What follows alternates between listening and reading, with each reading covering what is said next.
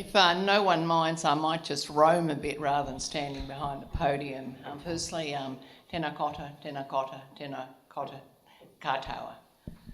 It is an absolute pleasure to be here. My aim is to try and make the food system interesting. I don't need to convince you that it's incredibly important, and it's one of the issues that really does bind Australia and New Zealand together. Hence Food Standards Australia and New Zealand. It's a marriage of 20 years and probably one of the longest binational examples of Australia and New Zealand working together successfully that we can point to. So what I'll cover through quite quickly is just a bit of our background. I have to touch on the food regulation system because I know masters in it in most respects, but it is a complex system, so it's worth just having a look at where it's up to at the moment, and also to actually look at some of the things that are affecting the system, and I'm sure you've got a number you'd like to add as well. I want to look at what are the things that are driving us. We've called it modernisation, and we also want to run you through some of the options that we are putting forward to our various ministers in addressing those changes. But we very much welcome the chance to talk to you because this is another part of our discussions about getting it right, improving it, and in essence ensuring that both Australia and New Zealand continues to enjoy a food safety system, which I think is an exemplary one and one that we need to both maintain and also to grow. So the future state. Bit of a background, it's an Australian statutory agency set up by legislation, and we set standards for both Australia and New Zealand. The main function is to administer the code. Everyone refers to it the code. I know some of your colleagues from the beverage industry said to me in Wellington a few weeks ago, you need about 3 degrees to understand what actually the code means, and don't even think about going into the annexes. So there are seriously some challenges, but it is one of the most fundamental pieces of machinery and architecture that sit behind our food safety system. It's a legislatively based instrument, and it relies very much on the laws of the state, of territory, and also the New Zealand laws. I really do want to acknowledge Bryan and his team's leadership in this area, so we're very pleased to take up the offer to talk to you today. We are not responsible for enforcement. I think that's often where the confusion is. People look at FSANS and thinks we are basically the food safety standard setter and also the regulator, but in essence those responsibilities lie with the states and territories and also with your government. We, as Glen's title suggests, we are into the business of risk assessment, risk managers and also risk communicators. The food regulation system. I have seen this go from a very complex mud map with bits and pieces that make it look even worse. There is never a discussion on the food regulatory system where people don't use the word complex more times than you'd want to imagine. So a credit to Glen and his team to take it down to, in essence, as simply as we can. For SANS, we're about standards. The standards are quite fundamental. They're based on a very coherent and well accepted and highly evidence-based system and have served the countries well for some time.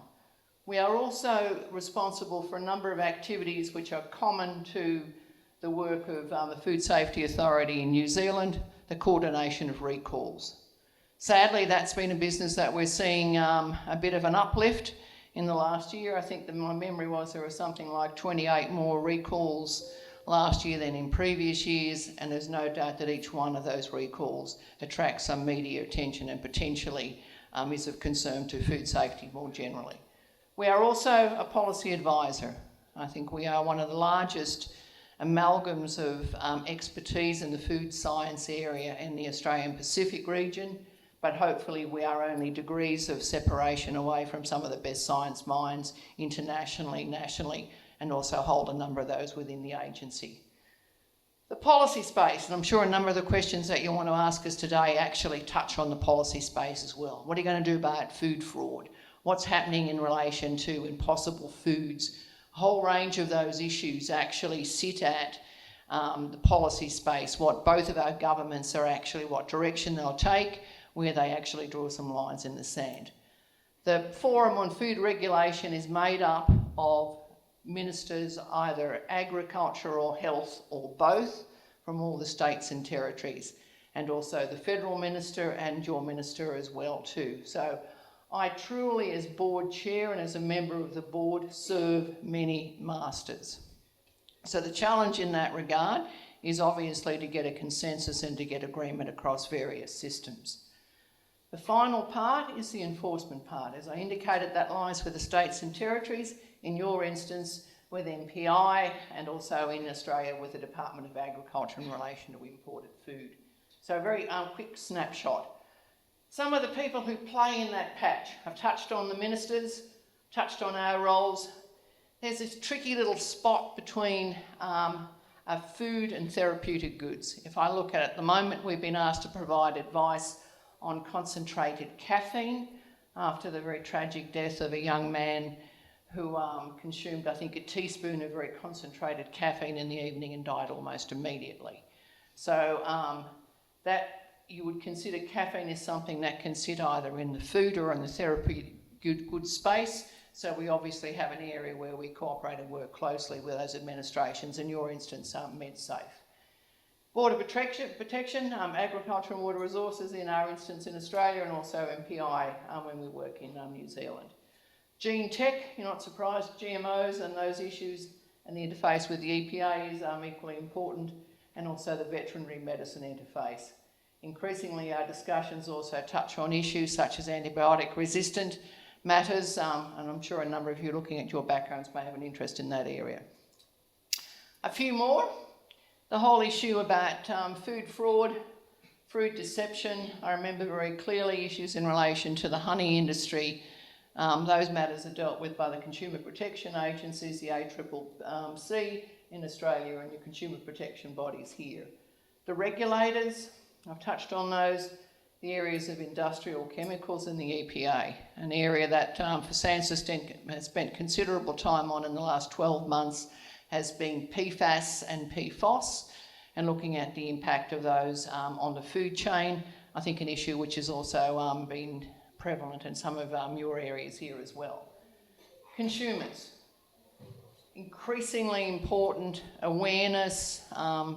You will see in all of our discussions and all of our papers the importance of actually getting input from that particular section of the community, but also at the same time the importance of both production and also the manufacturing industry. So we have some major players in that space. So that's just a very quick roadmap of the regulatory system. I'm sorry, I can't make that any more interesting, but it gives you a backdrop anyway. What do we actually look at? Again, this is a bit of background in the risk assessment. Clearly the areas of dietary modelling and nutrition. For SANS is about to undertake the major health survey in Australia for our Bureau of Statistics, providing us very solid data on a national basis in terms of the nutritional sciences. Toxicology, the obvious issues of microbiology as well, and we also have a number of expert advisory groups. In essence, in many areas we have to rely on the expertise of some of the leaders internationally, and quite deliberately make partnerships with colleagues in the EU, in America, in Canada, in relation to ensure that the body has access to the most recent scientific behaviour. So those are the factors that Glen takes into account in his role. The issue is, and this is one of the matters that are the most pivotal for us in our operation, is the transparency of those processes. Our brand is to be independent, our brand is to be transparent, our brand is also to provide opportunities for engagement across all of the stakeholder communities. The risk assessment, the risk management space. Who plays in that area and what do we actually take into account? And this is an area where policy plays a more significant role.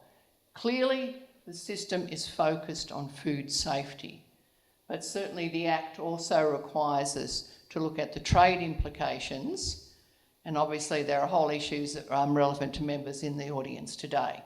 So government and international agreements, SANS is an active player in APEC, in discussions involving the Chinese, so co-chair one of those groups looking at food security, looking at food safety, and looking at far greater consistency, both nationally and internationally, internationally in relation to some of the food standards matters for the obvious trade reasons. Stakeholders, the consumer industry and health professionals. This is an area where probably some of the most significant changes are occurring at a community level. Concerns about GMOs, concerns about sustainability, concerns about the ethical sourcing of food. There is no doubt the one constant factor that we see in all of these areas that is the amount of money spent on food is increasing. The economic contribution of food is increasing both nationally and internationally. But the demands in relation to stakeholders at the consumer level are becoming increasingly complex and probably have a greater impact on the system in going forward. Ministerial policy guidelines, and I'll touch on those in the next slide, and a discussion on some of the foodborne illness areas is an example. Trade and international standards have touched on those, quite significant. What is, I think, important about our relationship through FSANS is in some instances we may be competitors, but both of us benefit very strongly from having food safety systems that are trusted and actually have a monetary value, a reliable, safe food system. So a lot of the cooperation that occurs between Australia and New Zealand through food standards is actually based at increasing the competitiveness of both countries in that regard. Cost-benefit analysis. Our obligations under the Act require us to look at cost benefits in the development of applications, looking at them quite broadly, whether it be a labelling issue, whether it be looking at the broader impacts of taking something to market, some of the manufacturing implications, timing and all those issues. Labelling, the demand increasingly is for greater transparency, more information about source of food. There are increasing demands on us in relation to some of the ethical sources of food products as well too, and obviously also legislation. The final one I want to touch on is risk communication. We are increasingly in our work looking to social and behavioural research. An area like ours where there is a strong focus on regulation looks very much at getting a better understanding of what actually influences behaviour, what is necessary to actually change behaviour, and what also actually leads to far more informed consumer groups. So this is an area that's an increasing priority in our work profile. Looking at some of the factors that are impacting on the system at the moment, the increased globalisation of food production and supply. You look at it on the markets, you look at the rate at which that change is occurring, looking at quite different forms of commerce, the proliferation of e-commerce. Most of our labelling, current labelling, is still very much geared at point of sale. You look at the whole change in relation to the food supply system. You look at the whole development of new industries in that space. The rate and pace of technological change and industry innovation. The desire for often quite existing big players to become front runners. Looking, as I touched on it earlier, in relation to plant meat substitutes or complements, the rate at which the market is changing quickly on that internationally, and the desire to be leaders in those areas. Consumer expectation about information, a stronger societal focus on diet, health and well-being, all matters that would be unique, not unique to Australia and apparent internationally as well too.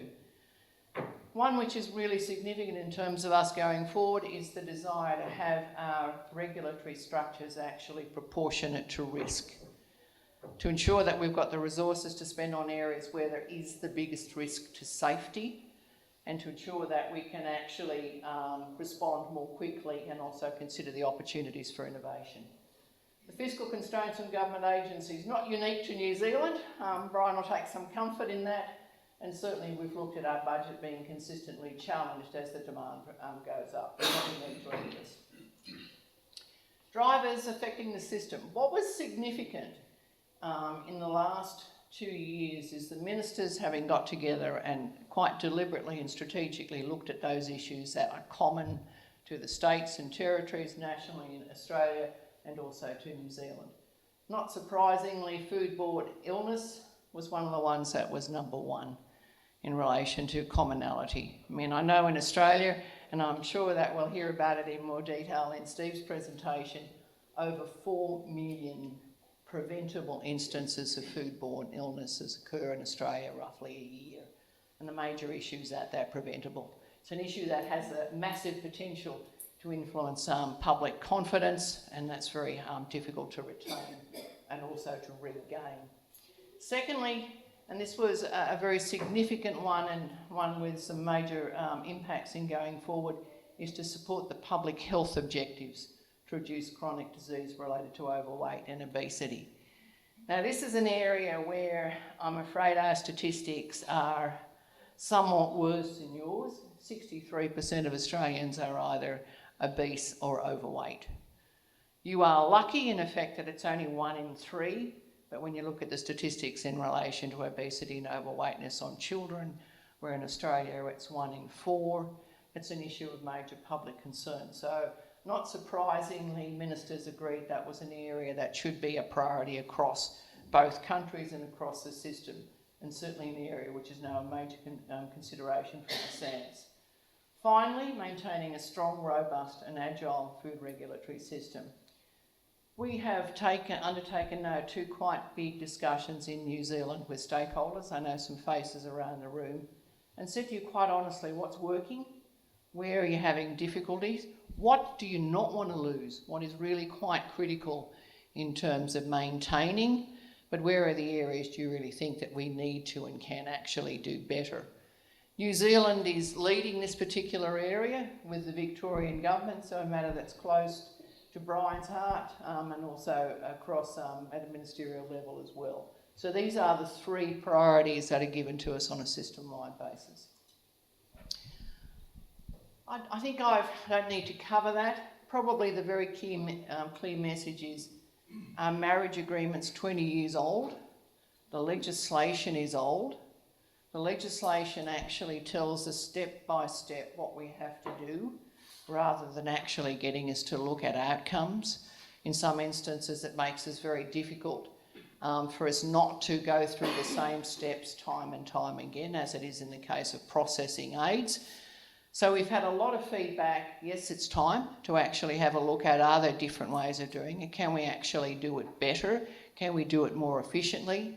But very clear message, and this came from the Wellington meeting a few months ago as well. But let's make sure that we don't disturb what is a very effective relationship. Let's not actually undermine in any way, but only to support the integrity of the system, the independence, the transparency, the opportunities for engagement, just to name a few. So some very, very clear messages about let's not put those issues at any risk. But clear message to us is really have to ensure that the system that we work under is actually fit for purpose. It's got a bit old. The legislation probably needs a refresh, but also some very clear messages about where we need to and can be more collaborative, more strategic, and also more responsive. Other issues that came through our discussions with colleagues like yourself, but also in the Australian states, is that it's currently unclear. I mean, I've used the complex word before about the system. People don't necessarily know who's who. When something goes wrong, all they know is that there's a massive, response campaign that's actually organised. But at the moment, it's actually very difficult to get the face of food safety. The SANS is often the one, because of its strong science background and its independence, that does actually speak in those situations. But there is a lack of clarity in relation to the leadership across that sector. So one of the questions is, are there ways that can be done better? Secondly is just the access to the policy arena. People are unclear how, in effect, greater attention is going to be paid to some of the public health issues, which are generally acknowledged to be incredibly important. People are not exactly sure whether how to actually get change in those particular areas. There are the questions of consistency of advice across jurisdictions. None of these would be a surprise to you. The issue that we are understandably incredibly focused on is the perception that it takes us too long to undertake a number of these proposals and applications. And this is an area Hence our focus on modernisation, really looking at what we can do in our own backyard before actually looking at further the potential for legislative changes. New technologies, I've touched on those rather than going into more details, and a very clear message that in most areas regulatory systems like ours are refreshed every few years to ensure that they can keep up with the rate of change, rate of expectations, the arguments for actually looking at some legislative change. We call it Modernisation 1 and Modernisation 2. I won't linger on it. The first one is very much in-house, talking with people like yourselves and colleagues in Australia in relation to how we can actually streamline some of our processes, working within the confines of the legislation. In effect, making us easier to deal with, making your experience with us clearer, other areas where we can be more transparent. I want to pay credit to Glen and his team, who is undertaking at the moment some quite challenging consultations, and he's got some other ones ahead at the moment. He's looking at, labelling, pregnancy labelling on alcohol. We have recently been given the issue of added sugars. In all of these areas, what's important for us is the opportunity to actually engage and get input from you in those processes. Modernisation 2 actually takes it to the next level, looking at what we need to do to maintain the confidence in the food system. What is it that actually causes concern? We saw with the recent strawberry tampering incident, recent 12 months ago, but it's very fresh in our mind, how one act of malice can have such a profound impact across a whole system and virtually brought the strawberry industry on its knees. The time it's taken for that to recover, I understand that the New Zealand system also had some consequences of that, so we are interlinked on that cases. So to get a good sense of what success looks like, but also to be far more proactive in our intelligence functions, to look at on the horizon. I mean, look at what's troubling in other areas, where issues such as human milk are coming on the market.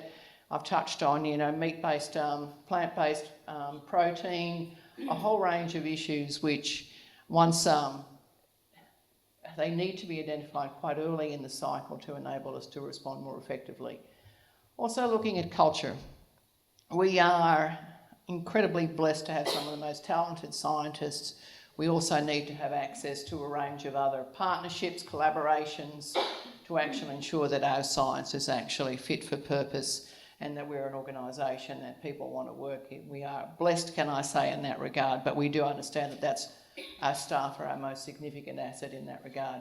Modernisation 3, they are the discussions that we're currently having at ministerial level and at consultations such as with you and your colleagues about what a more significant shift potentially to the legislation could involve.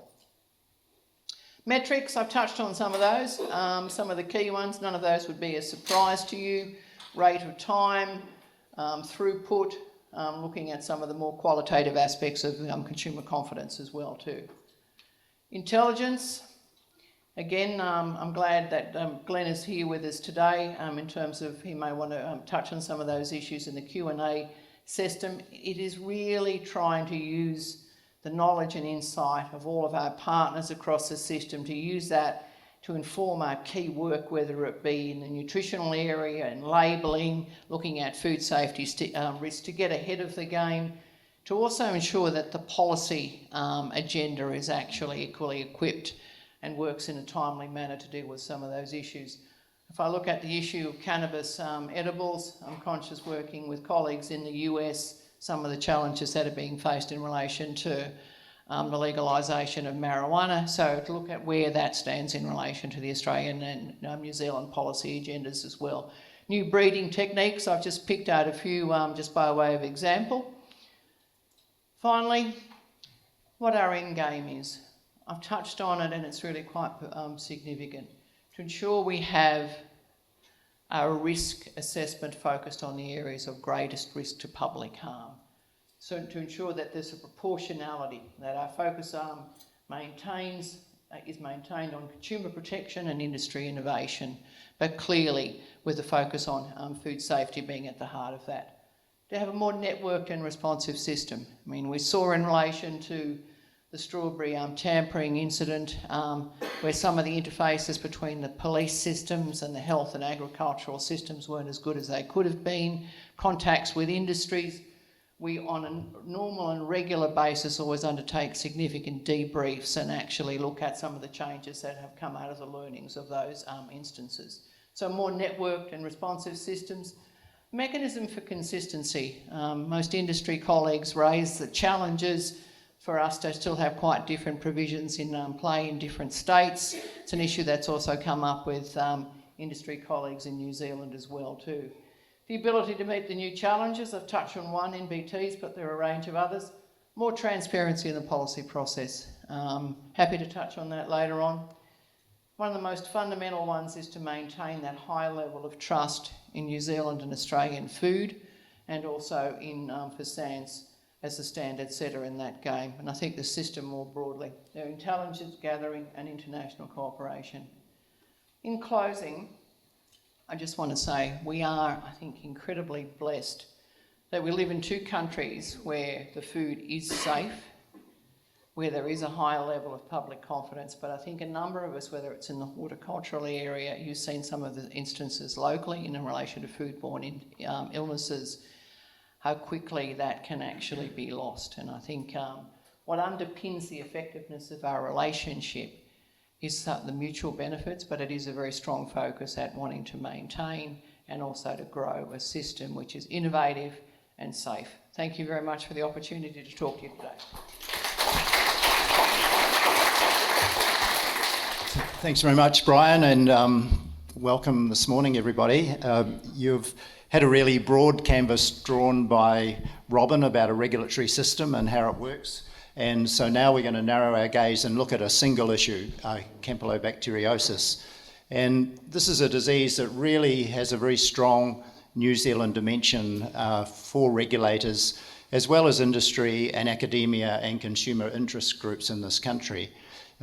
As you'll see, it unfolded more than 20 years ago, and a lot of players have come together to manage what is quite an intractable disease in this country. And as we go through, you'll see how some of the things Robyn talks about, how combining the evidence-based risk assessment with good management decisions and good communication is critical to challenging what is in fact or has been an epidemic of an infectious disease in New Zealand.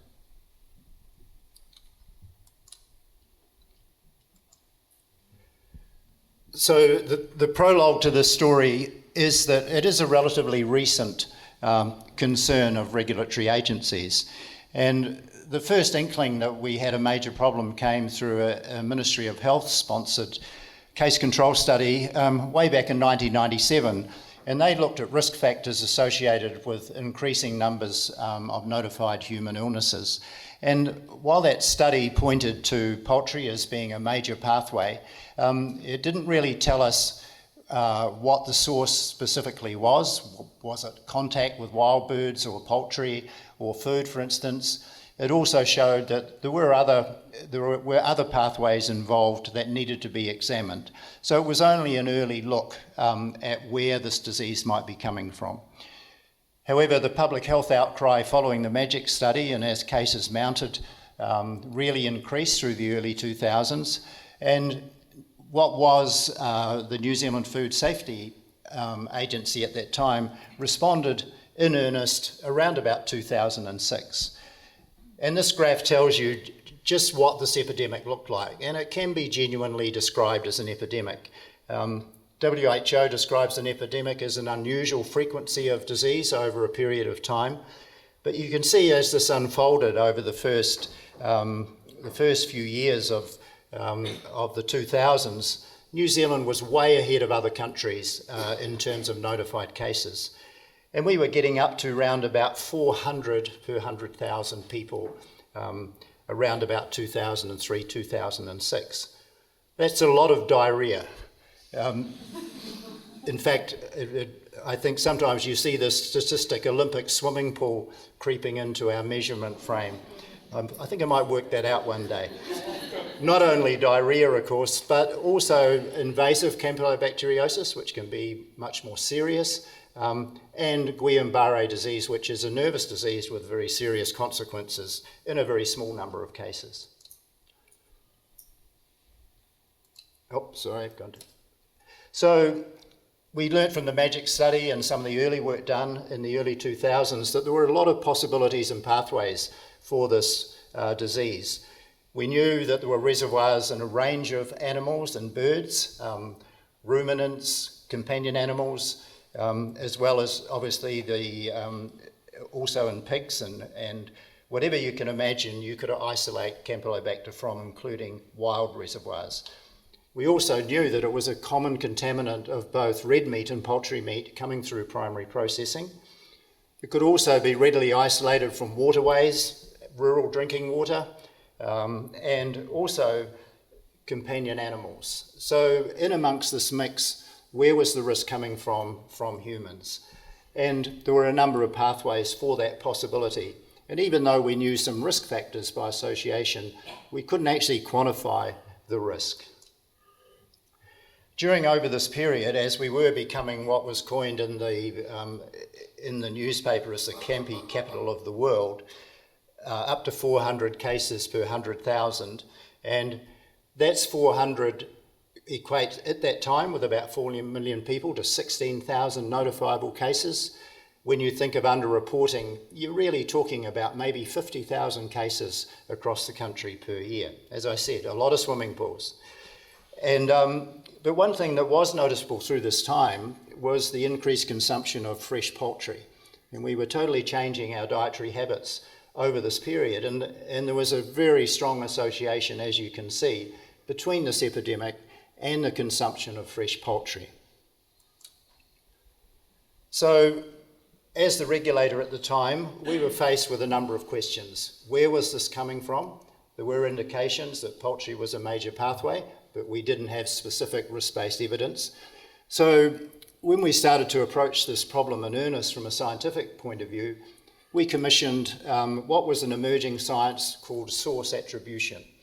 And this is where we do specific studies and monitoring down to the molecular level of different sources, look at pathways and try and find out proportionately where those human cases are coming from. And once we know that relative proportion of cases, then as a regulator and as an industry, you can start focusing on what are the best risk management measures for the money spent. And at the same time, we began in earnest to investigate the outbreaks that were occurring, and they weren't restricted to food. There were raw milk outbreaks and also a number of outbreaks associated with drinking water and other odd pathways. Taking this approach, investing in the science, investing in source attribution with our academic partners at Massey universities, we were able to start putting the evidence together for a systematic response. So the early attribution studies, before we were able to respond as a regulator, are shown here. And this is some very good work done at Massey University at the time. We, as a regulatory agency, we sponsored a PhD student to do this work initially, Patricia Muller, and this is what came out of the first 3 years of her study. A very strong association of human cases in the yellow there with poultry consumption, a lesser association with bovine and ovine cases, and then lessening to a very low association with what we know are other possible sources.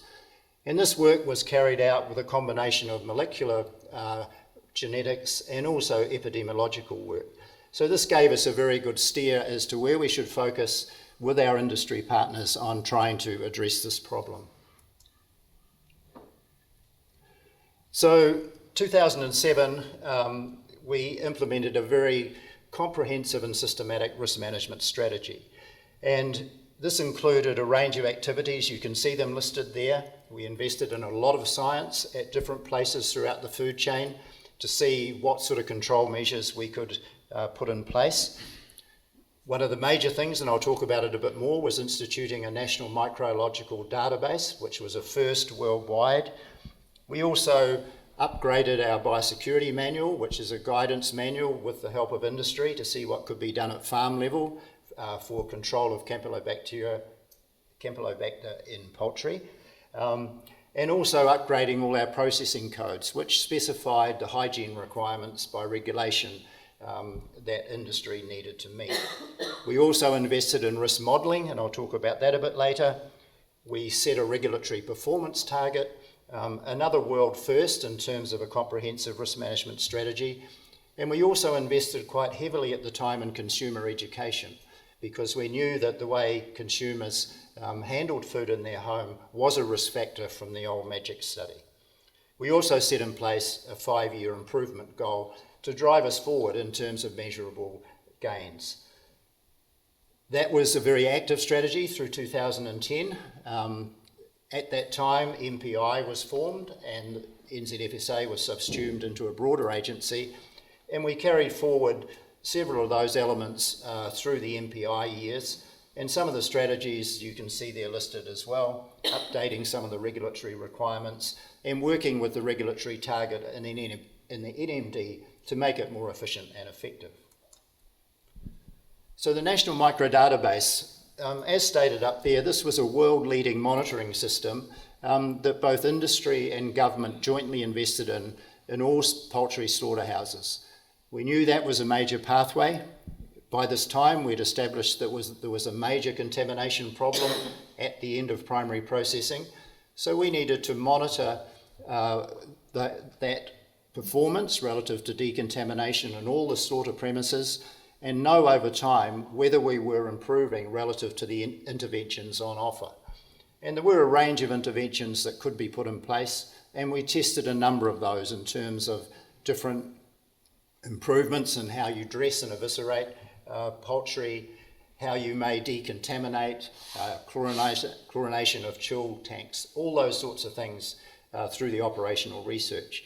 And the key thing is here that the NMD has joint ownership between industry and the government. It is a very highly specified system in terms of accreditation and performance, but largely industry carry it out and the government verifies that it is quality data over time. And what we were able to do as we built up this monitoring data in all of the slaughter premises throughout the country is not only look at long-run performance, but also compare different premises against each other. And we were able to quite readily see through a ranking system those that were performing well and those that weren't performing well.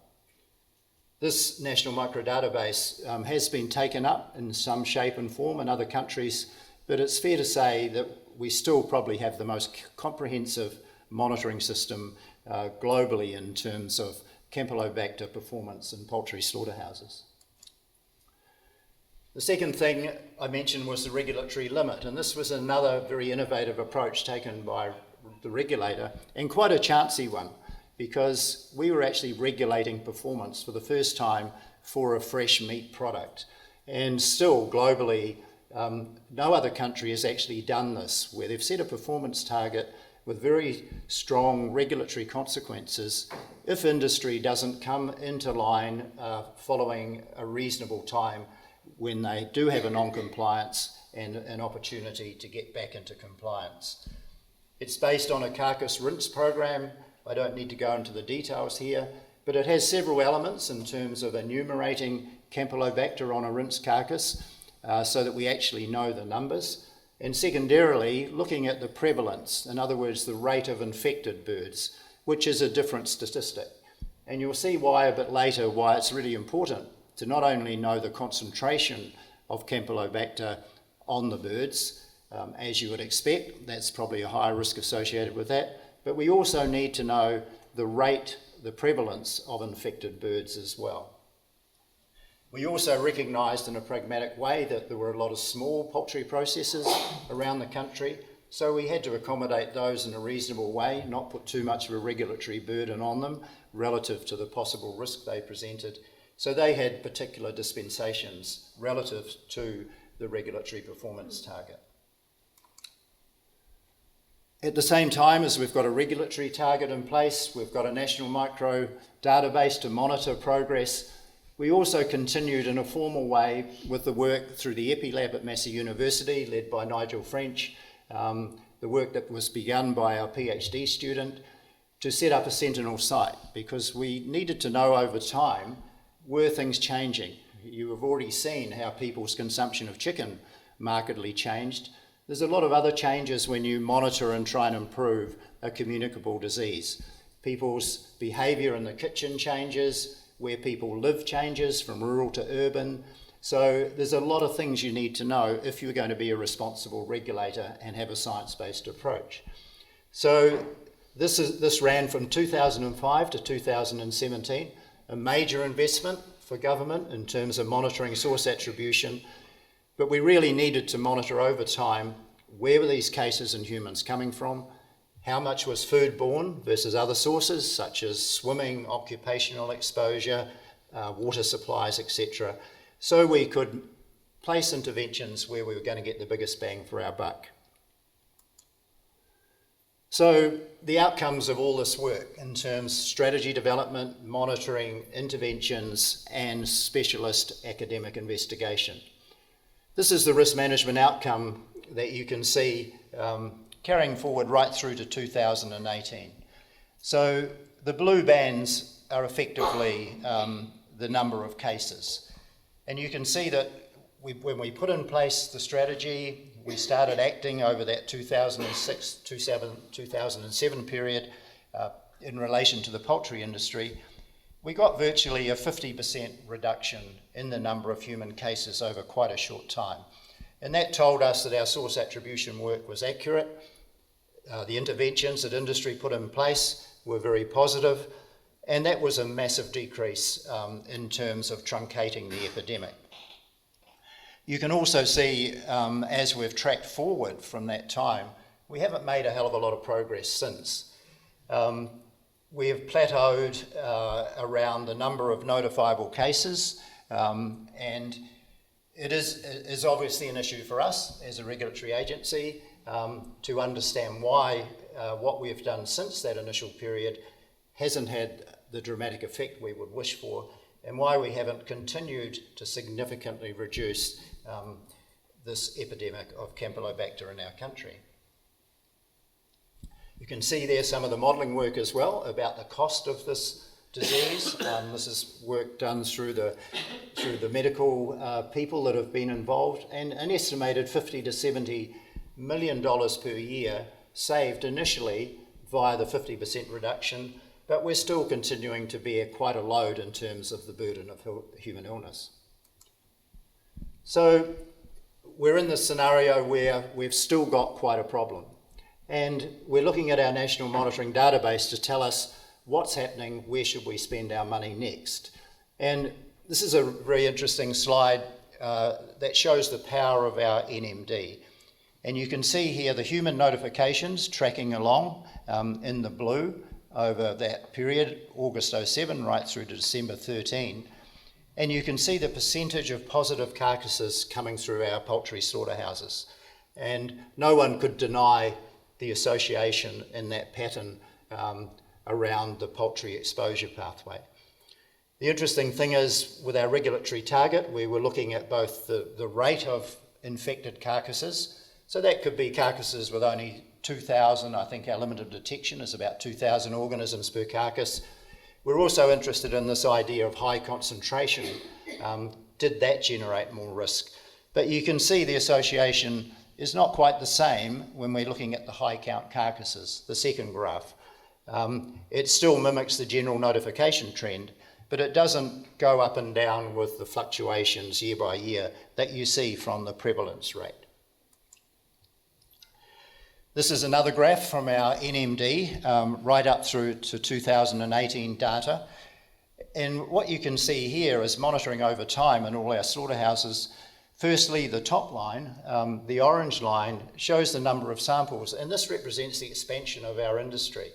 As we've regulated through different slaughterhouses and introduced different classes of poultry, including turkeys, etc., end-of-lay birds, the number of samples that are actually monitored in types has dramatically increased, and this reflects the scale of domestic consumption of poultry in NZ.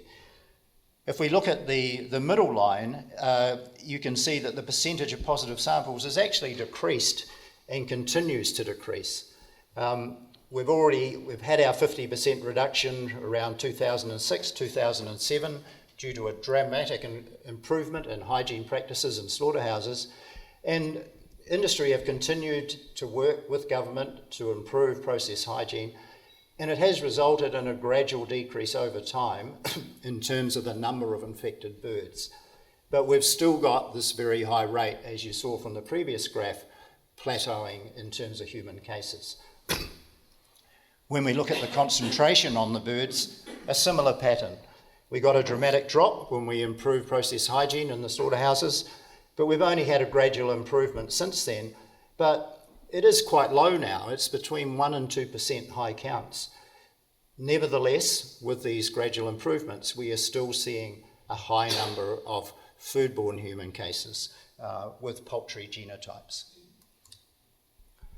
So this is some recent work from the Epi Lab under Nigel French at Massey University, which tells a really interesting story around some of these shifts and why we need a strong evidence base if we are going to manage this disease properly. These two graphs, the top two and the bottom two, represent two different modelling approaches, and this looks at work from the Massey Sentinel site over 2005-2014. And the power of that Sentinel site is it contains both urban and rural populations and mixed populations. And what they've done under this program is look at the attribution over time, firstly in the first period, 2005 to 2007, the initial stage of the epidemic. Later on, when we're 50% number of cases down through 08, 014. And some of the patterns that emerge here are very apparent. If we look, as you can see, from rural to urban across the bottom, you'll see that rurally, at the time of the peak of the epidemic, about 50% of rural cases were due to poultry molecular genotype strains. As we move into the urban population through the Manawatu Sentinel site, you'll see the percentage of poultry source isolates goes way high, 80%.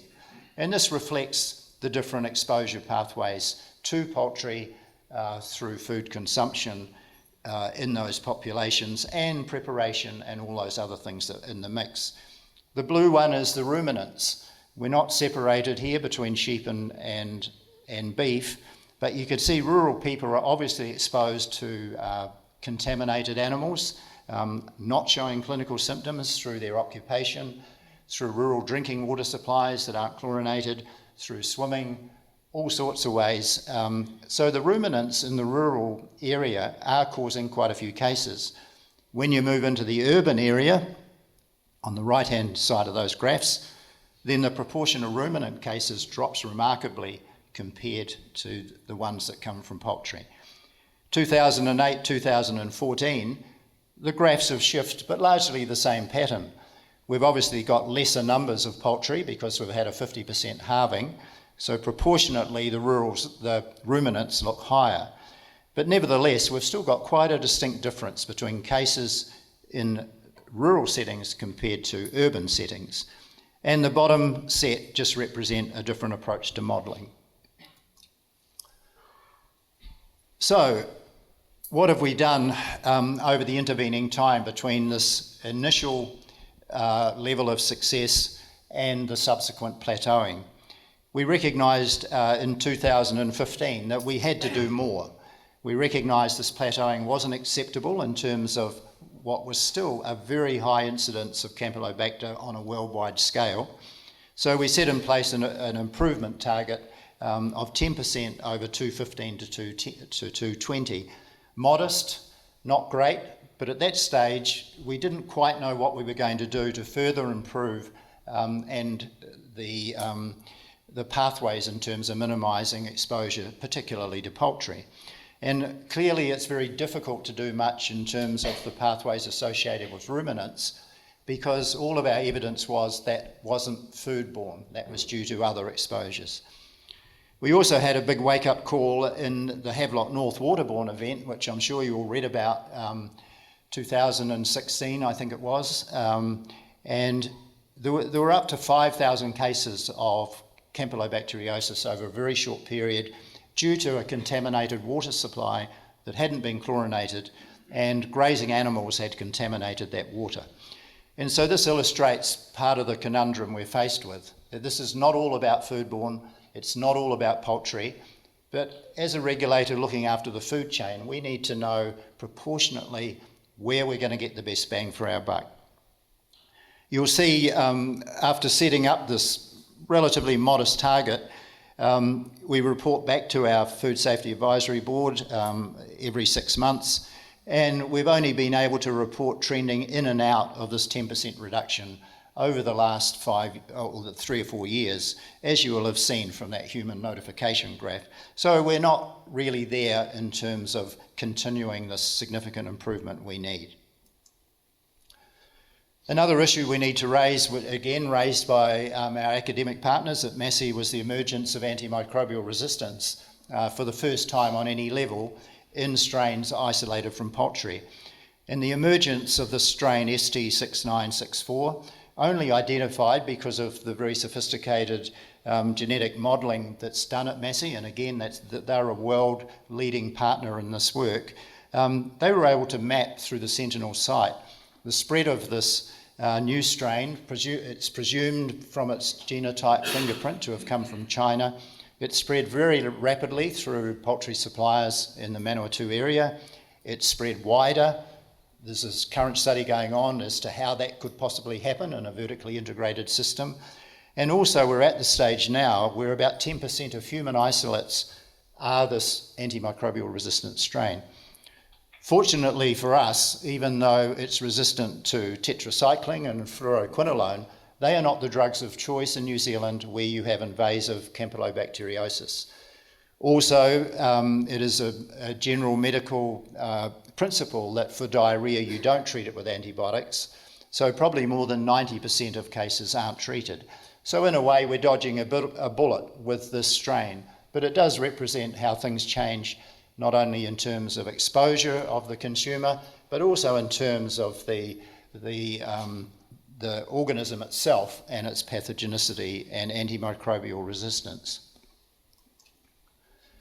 So I mentioned risk modelling as one of our investments in terms of our strategy, and risk models are where we want to take all the available data we have, and we need to predict what might happen in the future. And always there's some uncertainty. It's quantitative, it requires high science, but it can give you a very good roadmap as to what you need to do in terms of setting a performance target and where you can focus in the food chain to get the best benefit from the money spent. So we can look at either the whole system and decide if we reduce the contamination rate, for instance in poultry, in birds presented to the consumer, what's the benefit in terms of risk reduction? Or we can look at a particular part of the food chain, such as biosecurity on farm, primary processing, retail and distribution, even consumer habits and handling in the kitchen, and estimate what proportion of the damage is being done at each step. Obviously once we get this information, we need to work closely with industry about what are pragmatic interventions. There's not a lot of point in modelling risk reductions and then finding out it's going to cost you $1 million to achieve a certain gain in one part of the food chain, when in another part you may be able to spend $100,000 and achieve the same gain, e.g. through consumer education. So here's a little modelling output that we've just recently completed, and this looks at modelling broiler contamination and human foodborne campylobacteriosis in the simplest sense. And again, this brings forward this notion of the power of our NMD and the importance of knowing not only the number of infected birds going through, but the level of contamination. And you can see here a predicted notification rate when things change over our current contamination spectrum that we have with poultry. Along the top line, 20% of birds are positive at our enumeration target of greater than 3.78, our high count, and 2% of carcasses, across the top, they're positive but they're under our high count, and down the side they're positive but they're above our high count. And you can see if we've got 20% and 2%, we're predicting 40 cases in a very conservative model per 100,000 people are getting sick from poultry-borne campylobacteriosis. This is a very conservative model. The current rate, we estimate about 80 per 100,000, but nevertheless the relativity here is the illustration. If we can drop that carcass positive rate to 10%, and we can keep the number of high count birds above 3.78 to 1%, we can halve that human Campylobacteriosis foodborne rate. So this tells us, at least here's a marker, a stake in the ground to what we could aim for if it's pragmatic and possible in terms of reducing further poultry contamination. Now, the source-assigned case control study, which we are just writing up at the moment, has really been the culmination of the last 2 years of putting a lot of this data together I've talked about through ongoing Sentinel site at Massey, our NMD monitoring. Even though we're not doing much operational research at the moment compared to in the past, there are a couple of studies that have gone forward. One's a chlorination trial with industry around higher levels of chlorination in chill tanks. We've invested in a source-assigned case control study which has looked at particularly urban and rural populations with a focus on Auckland. We've suspected, with all this data that shows us we've still got an intractable problem and have still got a strong poultry association. Why is that? So we've spent more than $1 million on this study over the last 2 years, and we're just writing it up. While it's been funded by us, again, it represents the cross-stakeholder nature of what we're doing.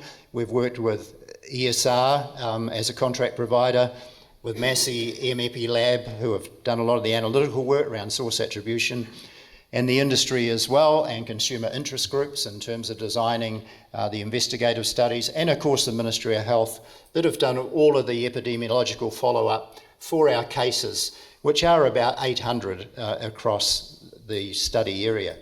So a massive amount of work, and we can't release the results as yet, but it is showing, in fact, that poultry is clearly a major player ongoing in terms of this human illness problem we are faced with. We will also be able to get from the study not only the risk factors. As an example, even though you know of food pathways such as poultry-associated human cases, is it barbecuing in summer, which is a high risk factor? Is it the people that aren't preparing their food in the kitchen themselves and are buying ready to eat that is another risk factor in that poultry food exposure pathway? All of these things, we've got great faith that this study is going to really help us in directing where we go next in terms of trying to manage this problem. So, as you can probably guess from all this, with our new food strategy being launched and Bryan sitting anxiously on the edge of his seat, we are really rethinking what we need to do here in terms of foodborne Campylobacteriosis. Our notification rates are still high on an international basis.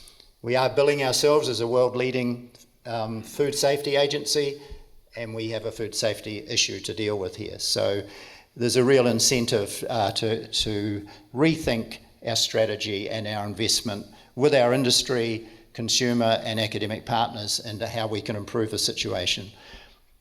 As we've said, we've halved the rates initially, but improvements since then have been modest.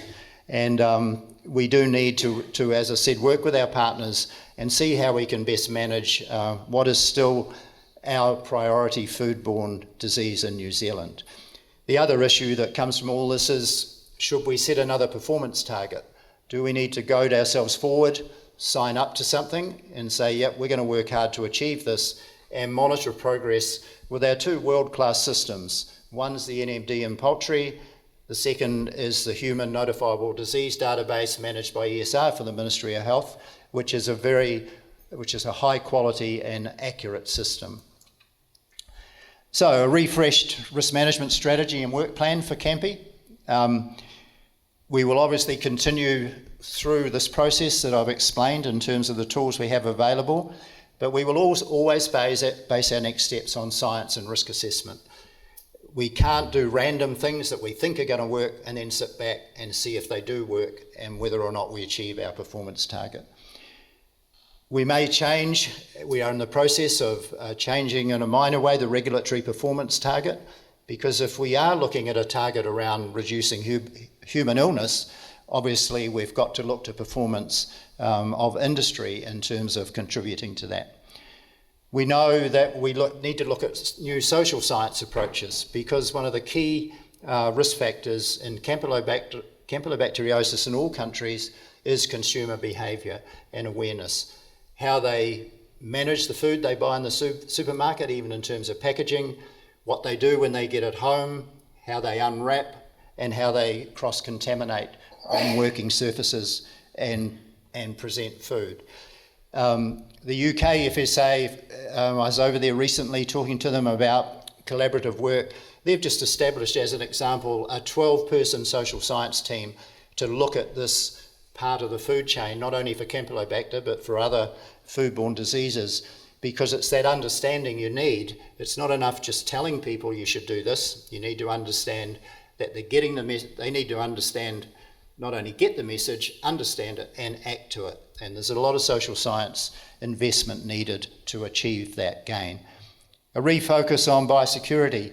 We did a lot of early work in our strategy around biosecurity on farm, and we found that it was very, very difficult to exclude campylobacteriosis from broiler chicken. There's a lot of pathways for entry at farm level, despite a very high level of biosecurity for a range of reasons, because of all these carriers of Campylobacter that exist in the environment. Water, wild birds, people's overalls, whatever it is. And so we went away from trying to control it at farm level to trying to reduce it during processing level. There's a rethink going on in Europe in particular around this at the moment. They are claiming gains to be had from higher biosecurity status, and we need to look at that in terms of our risk management approach. Another thing that changes, it's not only the bug, it's not only the people and the pathways, it's the diagnostic methodologies used to monitor, and we're moving more and more out of a culture environment for notifiable disease cases into a PCR or molecular environment, because it's better and easier for labs to do that. So we need to understand, if we're looking at these long run trends, that we're genuinely comparing data with data that's matching. So the bottom line there, I hope this doesn't make Bryan nervous, but we are really committing to refreshing our risk management strategy and setting a new aspirational target for foodborne campylobacteriosis. We do believe there's a lot more work to do. We're not sure exactly how we're going to get there, but it will be evidence-based, it'll be reasoned, and we will be monitoring our performance. Thank you.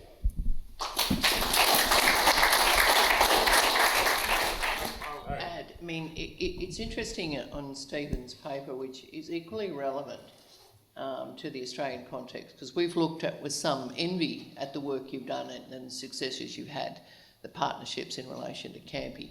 But the whole question about whether setting a target actually, how influential that was in terms of changing the behaviour, and that's one of the discussions that they're having around the policy table in terms of ministers at the moment for the broader approach as well too. I mean, the learnings are quite significant here, and what's impressive is just that the quality of the evidence base that goes into working out what is going to have the most impact in terms of changing outcomes.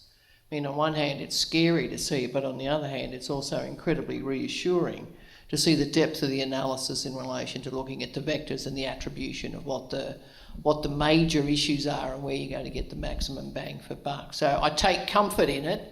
I'll look at my chicken again a bit differently tonight, but that's not a bad thing, because the awareness issue is a really significant one, what you can do in your own home. I'll start again. Paul Harris, I'm a food technologist. My question is for Steve concerning sous vide. I'm playing around with some minimally processed food. Certainly concerned about sous videing chicken. Are there any guidelines that we're looking at for temperature time for sous vide processing of chilled chicken? Or starting from chilled chicken rather than from frozen chicken? Yeah, a good question, and there are guidelines available around sous vide. It does throw up a question and a bit of a challenge at the moment for us, and that's with duck. And we don't have guidelines for duck, but the best chefs in town will want duck that's very barely cooked, and we are finding that ducks are highly contaminated with Campylobacter. So that's one of the little operational research projects we're working on at the moment, as to what's an appropriate time temperature handling guideline for duck versus chilled poultry in the restaurant. But in answer to your question, there are guidelines available for chilled chicken. We need to extend them and massage them for specialist duck. Right, one more, good. Hi, Sopa, Group Quality Systems Manager from Sanford. I was just wondering the rates of Camplo notifications versus the world. Have you compared that to the amount of chicken New Zealanders consume versus the rest of the world? No, not directly. There has been some work done, but all I can say is that what we're experiencing here is pretty much being experienced in most Western countries, and their notifications system is probably not as accurate and as aware as ours. We believe ours genuinely reflects human cases. Medics in New Zealand are very, very highly aware of this disease, and it's notified everywhere. I would assume that fresh meat poultry consumption is going up in other countries similar to ours, but direct comparison, I don't know.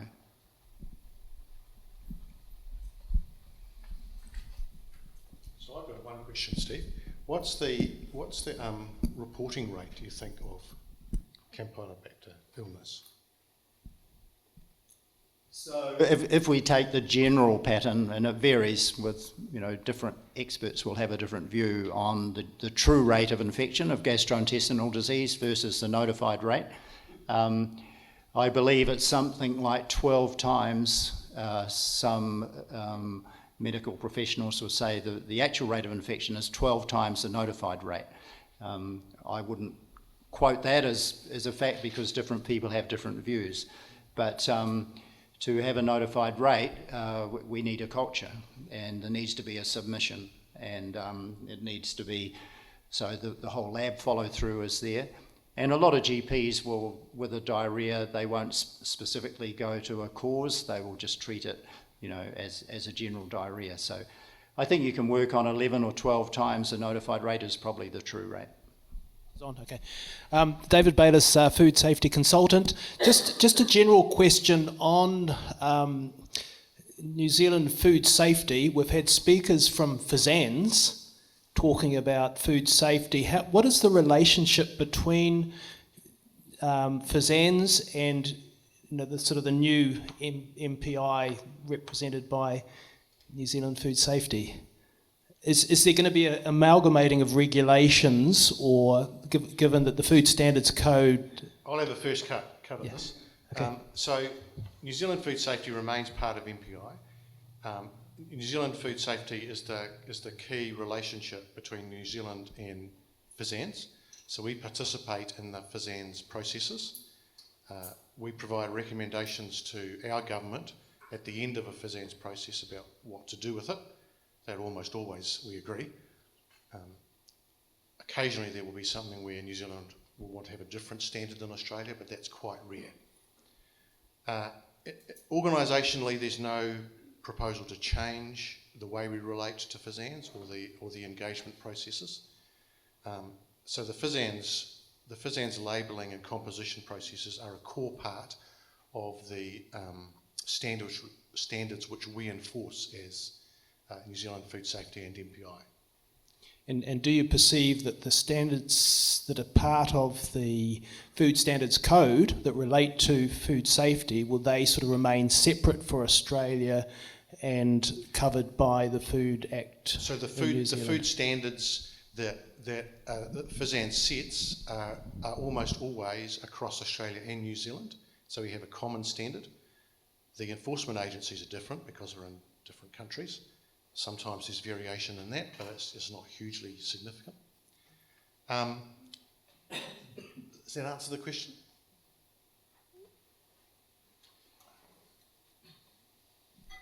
I think it does, but it's just New Zealand has the food regulations which cover the food safety, whereas FSANZ has the Food Standards Code. So the covering code sets the standards for composition and labelling. Other standards are set in New Zealand. It's like standards about, do you have to register? Yes, you do. Who with? It's councils or MPI. What processes do you need to put in place in order to gain and maintain registration? That's all set here in New Zealand by New Zealand Food Safety. Essentially at the highest level, it's you need a plan and you need to be able to demonstrate that you can comply with the plan and deliver safe food. That's what the standards and the registration settings are about. That's all New Zealand based. Australians have slightly different systems to do that. They're sort of comparable, but they are different and they run out of Australia. Yeah, so David, chapters 3 and 4 of the code are Australian only, and they're the rules that MPI sets. Bryan's indicated there's no proposal to look at merging those things, but certainly when both countries develop standards in this area, we do pay attention to each other, for the purpose of figuring out who's got the best ideas, but also for the purpose of ensuring that we remain in touch with each other to ensure that trade remains to be facilitated. And just on things like infectious disease, like Campylobacter, New Zealand and Australia work separately around those sort of public health issues and regulation. So the infectious disease side of it is still relatively independent, but we still talk to each other, obviously, in terms of intelligence. I mean, that's where the benefits are. I wasn't joking when I was saying earlier that wearing my health hat originally, we looked very seriously at what New Zealand was doing because you've been leaders in this area for some time, where you got the traction. So, there are a lot of discussions underway at all times between our jurisdictions. And, early thinking, and, this is the leadership again of Bryan and his team, looking at where there can be further alliances on the food safety front, the research front and areas like that.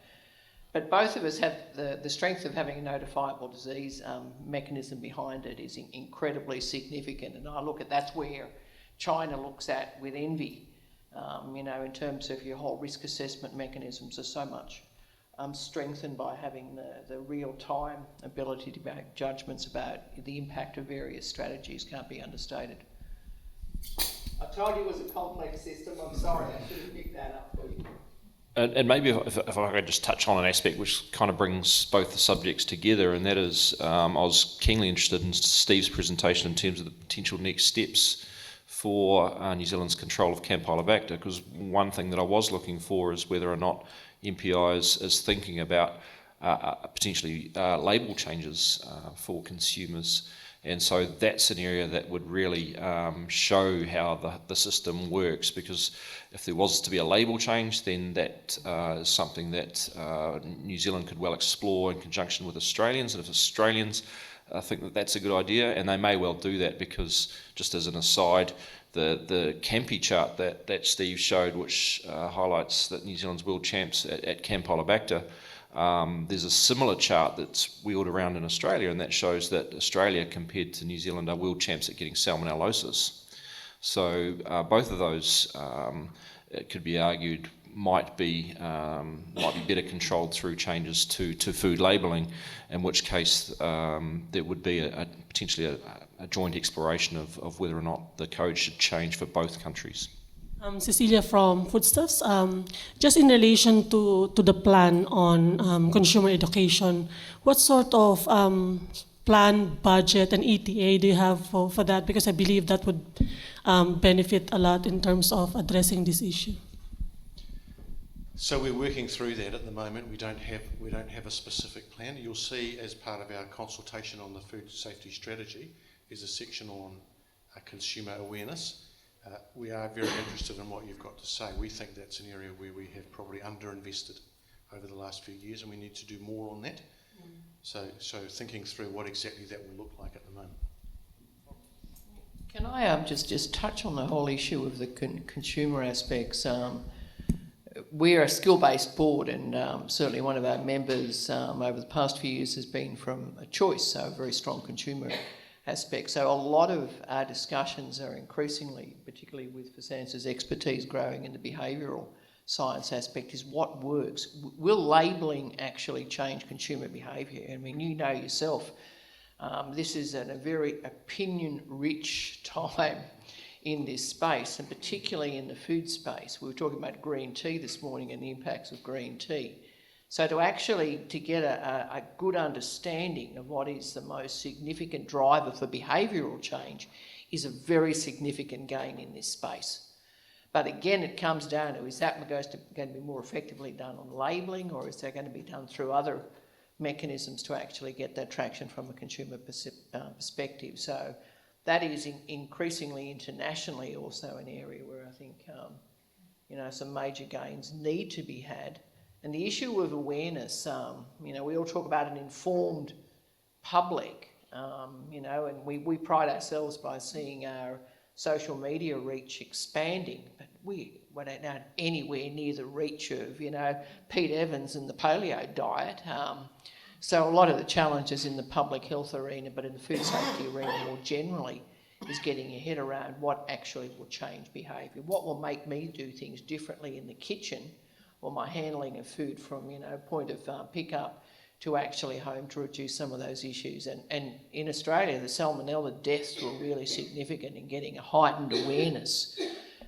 Did we take full advantage of using that as a behaviour change issue? These are the things that we're learning as well. So while we're on labelling, can I just do a totally unscientific survey? I've done this a few times. When you guys are in the supermarket buying something, who looks at the label? Tragics. So that's quite interesting. I did that with my team and I got the same answer. So I do a little bit, not very much. My family doesn't at all. Can I just fill with an anecdote? I was listening to Talkback Light Radio at 4 o'clock one morning, driving late, and the question was labelling, the nutritional panels, and you get the truck drivers and all of the insomniacs at that hour of night, so it's a rarefied audience anyway. But the messages were so salient.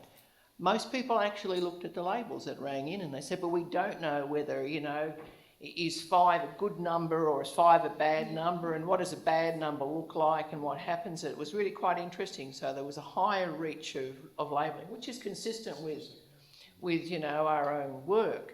But the issue is the information that people are reading sufficiently meaningful for them to change behaviour?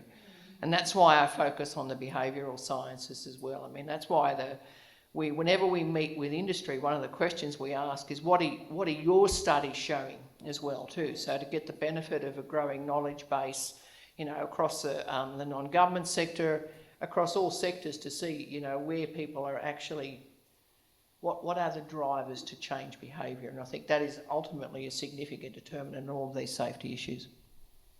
Can I just say something to that? One of the aspects of food labelling relates to recalls. So Robyn mentioned that we had in Australia last year about 100 food recalls. 50% of those were due to undeclared allergens, and 50% we now go back and do some root cause analysis with the companies concerned, and we've identified that 50% of the undeclared allergen issues are due to simply on the line in the factory, the wrong product is put into the wrong package. So if there's a take-home message for those of you who work on the factory floor, pay attention to packaging and making sure the right product goes in the right package. And there is a dollar value attached to that straight away on the recall issue also, so it's quite amazing. On that packaging topic, in regards to self-packaging, when you walk into the supermarkets, take your own containers. Are you guys looking into the whole fact that some kind of labelling strategy around what people are actually utilising, what containers they're bringing into the store, and how they're going away with information to let it know what's going on? That's your question. Thank you for that, Robyn. This is consumer-driven behaviour at the retail end. We can work with what the consumer wants, but we also need to work in with the risk base, the risk assessment. How do we control the hazards that suddenly is being introduced? We don't have an education piece for customers. We have signage in the store. We control it by assessing the container they bring in. Is it visibly clean? If not, we'll reject it. We will also do an extra clean. But I've got to acknowledge that that doesn't make it sterile. So we do rely on the consumer. And that could all change if we have suddenly a big issue. Then, sorry, consumers, we won't follow what you're looking for. But it's a changing space, as you pointed out, Robyn.